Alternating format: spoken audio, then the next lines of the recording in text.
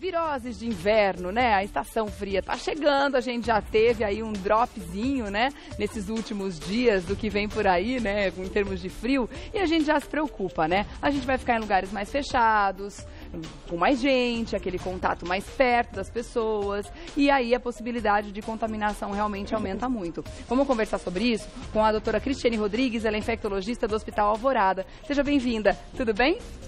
Obrigada, Regiane. Obrigada pelo convite. Bom dia, telespectadores. É um prazer estar aqui falando desse tema tão importante, que são as viroses respiratórias. A partir do momento que agora, né, no outono e no inverno, nós vamos ter vários casos aí, provavelmente. É onde elas começam, exatamente, né? E a gente tem que ficar atento, sim, não só lembrar das formas de prevenção, da nossa lição de casa que a gente tem que fazer também, né? Como também ficar atento para as novas situações que podem ser colocadas aí no nosso dia a dia. Antes de mais nada, eu já quero entrar com aquele assunto que muita gente já deve estar nessa dúvida ou nesse pânico, porque da forma como as notícias chegam através de rede social, a gente, de fato, principalmente quem tem filho, quem tem, né, idoso ou criança em casa, já fica apavorado. Vamos falar sobre esse vírus que está agora, segundo as mensagens de WhatsApp, mais poderoso do que nunca, que é o H3N2. A gente tem recebido essas mensagens dizendo de hospitais que não vão ter leito suficiente para receber os doentes, que vai ser a pior epidemia de todos os tempos, para a gente ficar atento, já se vacinar e tudo mais. Essas mensagens procedem? Então, essas mensagens todo mundo recebeu, eu recebi também no grupo de mães da escola dos meus filhos. E a mensagem, ela não é verídica, tá? A mensagem, o que ela diz? É um vírus, já tem o nome errado, H2N3. Ela fala H2N3 na mensagem. É o H3N2. Nós tivemos vários casos de gripe nos Estados Unidos. Lembrar que os Estados Unidos é um país tão grande quanto o Brasil, ele é enorme. É continental, né? É continental, então a transmissão do vírus acontece. O vírus da gripe, ele é um vírus que, desde os primórdios da humanidade, ele apareceu, né? Então, e ele contamina normalmente 10% da população mundial. Então, as medidas de prevenção devem ser tomadas. Nos Estados Unidos foi uma temporada mais complicada, principalmente porque o vírus não estava contemplado adequadamente na vacina do ano passado. Para nós agora, a campanha de vacinação do Ministério começa agora, está começando agora, nessa quinzena, nos serviços públicos, a disponibilização da vacina, e isso faz com que a vacina que nós vamos agora receber, que já está começando, ela esteja contemplada o H3N2. Então, lembrar que a principal medida de prevenção é a vacinação, que está começando agora para a população de risco, chamada de risco, na rede pública, e já nas clínicas privadas você pode tomar a vacina também, mesmo quem não seja da população de risco. Então, a primeira lição de casa é essa, tomar a vacina, que é extremamente segura e que deve ser administrada com certeza o mais rápido possível, aí a partir do momento que nós já estamos no outono e o período sazonal, ou seja, o período de maior incidência do aparecimento das viroses respiratórias, em especial a gripe, que é a mais complicada e mais grave, ela começa agora, né? Então, a gente já teve alguns casos em Goiás, lembrar que em Goiás todo mundo assistiu na televisão, né? Tivemos algumas mortes. Algumas mortes em Goiás, e lá a maioria dos vírus foram H1N1, né? Que era aquele vírus que assustou todo mundo em 2009 e que após vacinação a gente não teve grandes problemas, né? A gente vem desde 2009 com casos aqui de São Paulo são H3N2. Os casos de São Paulo, os casos relatados até dia 7 de abril, se não me engano, foram 70 casos, foram de H3N2, mas a gente está vendo nos hospitais H1N1 também. Então, a vacina está aí, ela deve ser tomada, inicialmente pela população de risco, né? População que é mais suscetível. Quem são eles? Né? O idoso acima de 60 anos deve tomar a vacina, as gestantes, e as mulheres que ganharam o bebê agora, né, até 45 dias, é importante falar isso porque a vacina ela só pode ser dada a partir dos 6 meses. Mas a gestante vacinada e quem está amamentando o seu filho, ela transmite através dos anticorpos do leite materno e durante a gestação a proteção para o seu bebê até 6 meses. Então, eu não vou vacinar porque eu estou grávida. Não, vacine, você está protegendo o seu bebê que vai nascer e só vai poder tomar vacina a partir dos 6 meses. A outra população, as crianças até 5 anos de idade, a partir dos 6 meses até 5 anos, as pessoas que têm problemas pulmonares, ou seja, enfisema, esses problemas DPOC, imunodeprimidas também. Imunodeprimidos, transplantados, uso de corticoide, toda essa população deve ser vacinada. E lembrar que o vírus da vacina é um vírus inativado. O que significa isso? É um vírus morto. Não é vacina de vírus vivo? Não, como a febre amarela é de vírus vivos e todo mundo acaba tendo um pouco de medo de tomar essa vacina, né? Então, não precisa ter medo, ela não vai te dar gripe, não vai te dar nenhum problema depois. Ela pode dar em 10% dos casos um pouquinho de dor no local que aplica a vacina e às vezes no dia seguinte um mal-estar bem leve, que não vai fazer você faltar ao trabalho, ficar de cama. Então, assim, é importante porque ela é uma vacina eficaz, vai proteger a gente em relação ao H3N2, nós não sabemos se vai ter aumento de casos, a gente está aí, vamos vacinar todo mundo de risco, quem puder ser vacinada Quer dizer, esse alarmismo que está acontecendo não é real?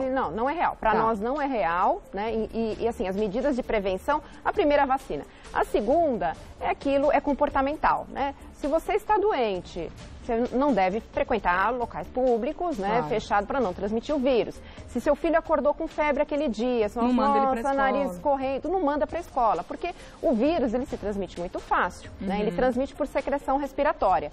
Então assim, a partir do momento que você espirra e a sua gotícula ali caiu na mesa, então ela vai ficar ali e o vírus está viável. E fica por horas, né? Fica por horas. Então a próxima pessoa que chegar e botar a mão ali, depois botar a mão na boca, no olho. No olho, coçar o olho, pronto. Aí você está na tela no seu computador, você espirrou.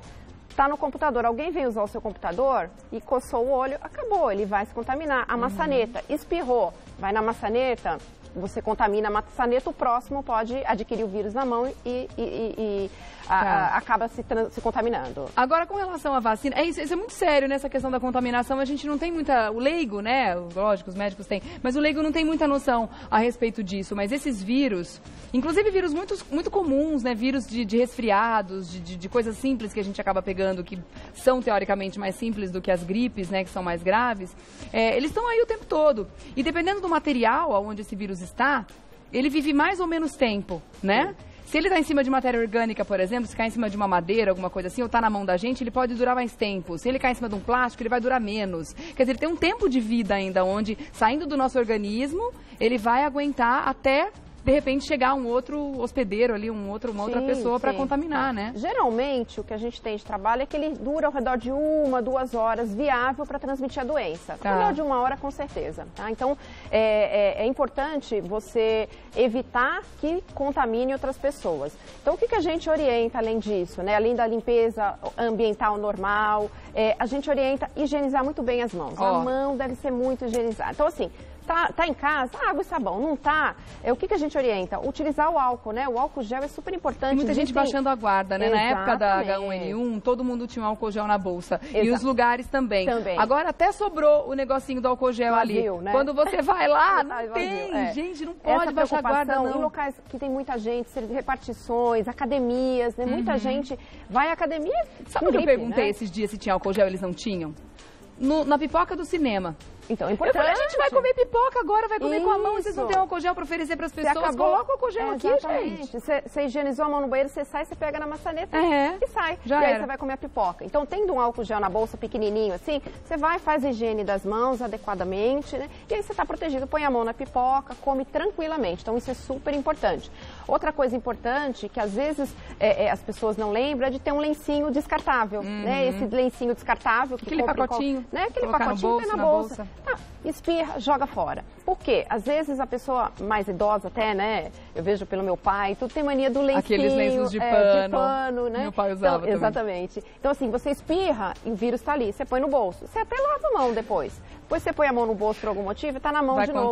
E aí você vai contaminar todo mundo que está ao redor. Então isso é importante também, usar higienizar sempre as mãos, lavar as mãos ou usar o álcool. Ele não substitui uma boa lavagem de mãos, mas estando fora de casa e não tendo onde, sem dúvida. É a melhor do que não passar, né? Exatamente. Tá? O álcool, ele diminui um pouco quando você tem algum fluido corpóreo, né? Secreção da mão. Mas assim, com a secreção que a gente emite no espirro, não tem problema nenhum. Isso aqui é efetivo e vai diminuir muito a contaminação de outras pessoas. Vamos falar agora da proteção que a vacina dá. Que a gente sempre ouve dizer que as vacinas são feitas de acordo com os vírus que circularam no ano passado. Isso. À medida que o vírus tem essa mutação constante e sofre pequenas mutações de um ano para outro, qual é o tamanho da cobertura, da proteção ou da segurança que a gente tem com relação a essa vacina? O quanto ela vai nos proteger, sendo que ela foi feita com a memória do vírus do ano passado? Isso. Então, assim, ao redor de outubro, a Organização Mundial de Saúde recolhe, né, os vírus que circularam no ano anterior, naquele período, né, sazonal do vírus, que começa em abril, maio, junho, ele recolhe aqueles vírus e vai fazer a vacina direcionada para esses vírus. Então, os vírus que circularam ano passado foi o H3N2, o H1N1 e o influenza B, né? O H3N2 e o vírus H1N1 são influenza A, né? Tá. Então, você tem 2 influenzas A na vacina e um B na vacina trivalente, que é a vacina que o Ministério da Saúde disponibiliza, que tem uma cobertura excelente para os 3 principais vírus. Da rede pública a gente tem o H3N2, o H1N1 e influenza B. Influenza B. É trivalente. Trivalente. Tá. Na rede particular tem uma a mais. Tem o quadrivalente, que é um influenza B a mais. Então você vai ter H1N1, H3N2 e 2 influenzas B, tá? Que também circularam um pouquinho ano passado. Tá? Então, antigamente a gente não tinha circulação de B, de 2B, dos 2 vírus da B ao mesmo tempo. Agora a gente já tem. Então, a vacina quadrivalente, ela, para quem puder tomar, também ela tem um vírus a mais, protege um pouquinho mais. Então, assim, por que às vezes a pessoa fala, mas eu tomei vacina e eu tive gripe, né? 2 meses depois eu tive uma gripe. Porque o vírus pode não estar contemplado na vacina, mas lembrar que eles são muito parecidos. Então, você tem uma memória da vacina e essa memória que o teu sistema imunológico tem, ela vai fazer com que você tenha uma doença mais leve, mais branda. Então, além de diminuir a incidência... Você ia ter gripe de qualquer jeito. E se você porque não foi a vacina que te deu, você ia pegar essa gripe de qualquer forma. Mas o teu sistema imune, ele confunde também. Então, ele já tem um anticorpo pronto, muito parecido. Na hora que o vírus entra em contato, você vai ter uma forma mais branda da doença. Tá? Então, quando você... Era para você cair de cama, você vai ter uma gripe mais light. Ou ter uma complicação mais grave, como uma pneumonia viral, ou uma pneumonia bacteriana, que é uma complicação secundária da gripe, porque a tua imunidade cai tanto que você pode predispor um ambiente do teu organismo a infecções bacterianas. Então, isso acaba não acontecendo. Então, você tem uma cobertura boa, de 70%, 80% de eficácia para não ter a gripe, mas você diminui em 85% a possibilidade de você ter uma gripe com complicações. Então, isso é muito importante, principalmente na população mais suscetível. Os idosos, as crianças, os imunossuprimidos, transplantados, né, as pessoas que têm problema diabético, pacientes obesos, todos esses têm uma predisposição, uma suscetibilidade maior a ter infecções mais graves pelo vírus de influenza. Tem uns números aqui que eu queria comentar com você. Por favor, comente pra gente a questão da gravidade do vírus, a diferença entre o H1N1 e o H3N2. Até 7 de abril, eu estou com os dados aqui, que o Brasil contabilizou 286 casos de influenza, que são, né, comumente circulando por aqui. Desse total, 117 casos e 16 óbitos pelo H1N1. Que foi da pandemia de 2009, né? Isso. E o H3N2 registrou 71 casos até agora com 12 mortes. Quer dizer, a gente vê 16 óbitos do H1N1 e 12 do H3N2. Sendo que a gente tem menos casos de H3N2 do que H1N1. Isso. A gente pode dizer que o H3N2 ele evolui mais facilmente para um caso mais grave? De jeito nenhum, de jeito nenhum. Se você pegar essa porcentagem, vai dar 17% num e 16% no outro. É muito pouca diferença. É muita pouca diferença. E a segunda coisa, que foi a população que evoluiu mais para óbito. Então, assim, às vezes você tem o H1N1, ele circulou pontualmente desde 2009 para cá, e a gente não teve grandes problemas. Então, não tem uma associação, o H3N2 ele é mais grave, ou o H1N1. O que acontece é que durante períodos ele não circula ou ele faz uma mutação genética muito grande que a vacina se descobre. Quando descobre a vacina, ou seja, você fica descoberto da proteção da vacina. Quando a mutação é muito grande, você não tem essa memória, numa mutação pequena, você tem uma memória imunológica, como eu falei. E aí o anticorpo é produzido rapidamente e você consegue debelar a infecção mais rapidamente e não evolui para complicação. Quando você tem uma mutação muito grande, o teu sistema imune acaba não reconhecendo tanto aquela proteção que a vacina te deu, e você pode ter um caso mais grave, que foi o que aconteceu nos Estados Unidos. Mas você, com a cobertura vacinal e esse vírus, você tendo uma memória, ou seja, muita gente se contaminou ao longo desses anos com H1N1. A gente tem uma resposta imunológica adequada, isso faz com que a gente tenha quadros mais leves. Tá? Então, assim, não é isso que circula, que um é mais grave que o outro, um evolui de uma forma mais grave, não existe, tá bom? Tá.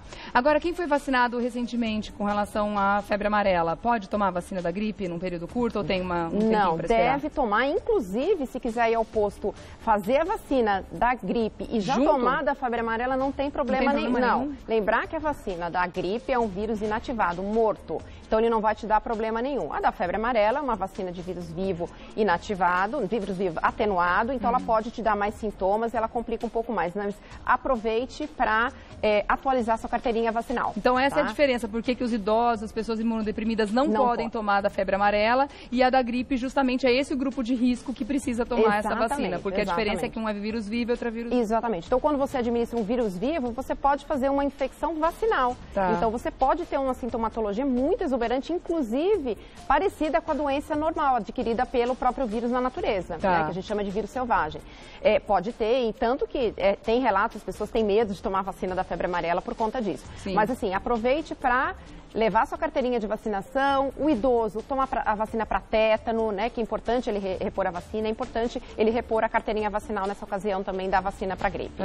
Tá certo. Vamos falar sobre a diferença, então, entre gripes e resfriados? Porque muitas pessoas imaginam que um resfriado pode evoluir para uma gripe. Será que isso é verdade? Ou isso são vírus diferentes, causas diferentes? A gente tem até uma artezinha, dá pra gente colocar aqui, que fala da diferença, inclusive, sobre os sintomas.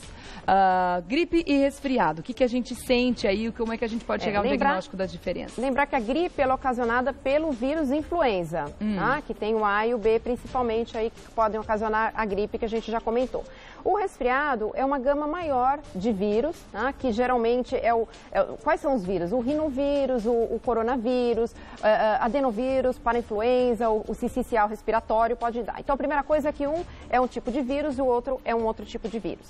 A outra coisa é a sintomatologia. A sintomatologia da gripe, ela é muito mais abrupta, ela é muito aguda, é aquela virose que te deixa de muito cama. Mais. Você não consegue trabalhar. Então, assim, você chega no trabalho e fala, eu estou gripado. Não, você está resfriado, tá? Porque você não consegue trabalhar. Ela vai te dar o quê? Qual que é a diferença, então, da gripe e do resfriado, né? O resfriado, você vai ter sintomas mais leves, geralmente uma febre baixa, bem baixinha, que não te incomoda, aquela coisinha de 37,2, 37,3, tá? Uma perda de apetite, vai ter uma dorzinha de garganta, você espirra muito, tem aquela coriza hialina, aquele muco que sai pela narina, você espirra e cai até no chão, né? É de muito aquele líquido, você vai ter tosse, pode ter também um pouquinho de náusea, um quadro muito leve. Já a gripe, ela vai te dar uma febre alta, você vai ter dor de cabeça, aí dor de garganta, tosse, coriza, também pode ter, tá? Então, ela é o pacote do resfriado associado à febre alta, uma gravidade maior, muita dor muscular. Você tem aquela coisa que você não quer nem levantar da cama. O tempo, a gripe dura um pouquinho mais, né? Geralmente, 3, 4, 5 dias você ainda tá caído. O resfriado, 2, 3 diazinhos, já melhora, você já tá pronto para a sua atividade normal, tá? Dá tempo de umas perguntinhas? Não? Tem bastante pergunta do pessoal de casa aqui. A gente falou das grávidas, sim, Lu, podem ser vacinadas, né? Já comentou. Associação com algum remédio? A Fabiane, por exemplo, ela toma corticoide. Corticoides, calmantes, ela está dizendo aqui. Ela pode tomar vacina? Tem algum problema? Corticoide pode, também deve. Ela faz parte de um grupo de imunossuprimidos. Ela deve tomar vacina. Diferente de quem toma corticoide, não pode tomar de vírus vivo. O vírus inativado ou morto, ela pode não. Ela deve tomar vacina. Agora, o antidepressivo não tem problema nenhum. Lembrar que a única contraindicação para a vacina são os bebês até 6 meses. Por isso, a importância da mãe estar protegida. Tá certo. Tem mais pergunta para você aqui. A Luciana quer saber o seguinte. Uma amiga dela faleceu por conta de complicações da H1N1. Infelizmente, a gente sente muito, viu? Ela não fazia parte do grupo de risco e ela não tomou a vacina. Ela não faz parte de nenhum grupo de risco, ela está dizendo aqui. Ela deve procurar clínicas particulares para tomar a vacina? Sem dúvida nenhuma. Porque a rede pública não dá a vacina nas pessoas que não estão no grupo de risco. Não, ela deve procurar, sim, uma clínica particular, já está disponível e, assim, ela vai tomar quadrivalente. Não tenha dúvida, deve ser vacinada. Exatamente por isso, porque para quem vai ter a gripe, não vai ter a complicação, diminui muito muita complicação que essa amiga dela, infelizmente, teve. Complementando a pergunta da Lu, a Tamires, é isso? Tamires, ela quer saber se algum dia vai ser disponibilizada para as pessoas que não estão no grupo de risco a vacina da gripe, em algum momento do inverno, não? Então, isso a gente não sabe ainda, né? Não tem como saber. Mas, assim, dos anos de epidemia, foi disponibilizado para todo mundo, né? Então, acrescentado aí de profissionais da área de saúde, professores, detentos e agentes penitenciários também tem, onde você tem uma concentração muito grande de pessoas e a transmissão é enorme, isso geraria um problema muito grande. Essa população também vai ser vacinada. As pessoas que trabalham com atendimento ao público devem tomar na rede particular. Geralmente as empresas grandes, elas disponibilizam pelo funcionário, porque para a empresa vale a pena. Aqui a gente faz isso, aqui temos vacinação vale a pena porque não adoece, não falta no serviço e evita as complicações aí. Inclusive a gente agradece a Fundação por essa iniciativa, né? Porque deixa todo mundo aqui imunizado. A maioria das grandes empresas disponibiliza para o funcionário sem custo, que eu acho que é extremamente adequado. Claro. Tá? A Jaque quer saber o seguinte, os bebês acima de 6 meses têm que tomar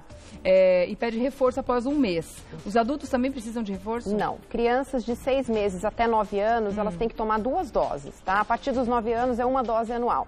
A partir se ela tomou esse ano, tem 7 meses, tomou as 2 doses, o ano que vem é só 1 dose, mesmo que ela tenha abaixo de 9 anos, tá? Então só a primeira dose abaixo de 9 anos tem que tomar 2 vezes. Bastante grávida assistindo o programa perguntando se pode tomar vacina. Deve sim, viu, lindas? Deve. Agora tem mais uma pergunta aqui, pode ser o caso de muita gente. A Renata, ela tem bronquite e asma, ela tem maior chance de ter essas viroses respiratórias? Eu vou complementar a pergunta dela. Ela pode se vacinar? Ela deve. Ela faz parte do grupo que o Ministério vai dar, tá? Quem tem doença pulmonar, asma, bronquite, qualquer uma dessas, ela vai ser contemplada com uma vacina pelo Ministério da Saúde. Tá certo. Tá? Então, gente, seguinte, vacina, hein? Vacina na galera, não tem jeito, temos que tomar uma picadinha rapidinho e pronto, certeza, né?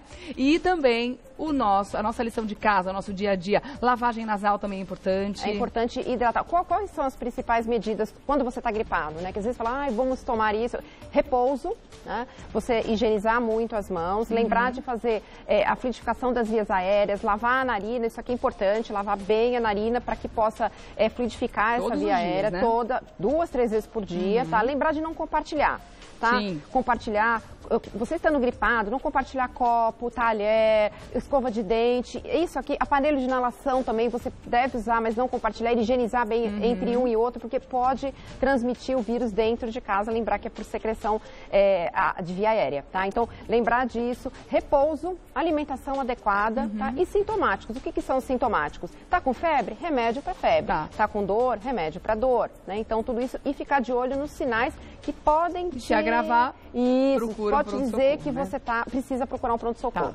Febre alta por mais de 3, 4 dias, secreção começou a ficar esverdeada, amarelada, falta de ar em qualquer ocasião, procurar o pronto-socorro, isso é uma evidência que precisa ser avaliado por um médico, às vezes necessita de internação para observação, então esses dados são importantes para a pessoa não chegar, nossa, eu estou há 1 semana com febre e só agora eu vou. Tá bom? Certo. Vamos se cuidar então. Cristiane Rodrigues, infectologista do Hospital Alvorada, obrigada pela sua presença aqui, viu? Foi muito esclarecedora a entrevista. Muito obrigada. Até a próxima.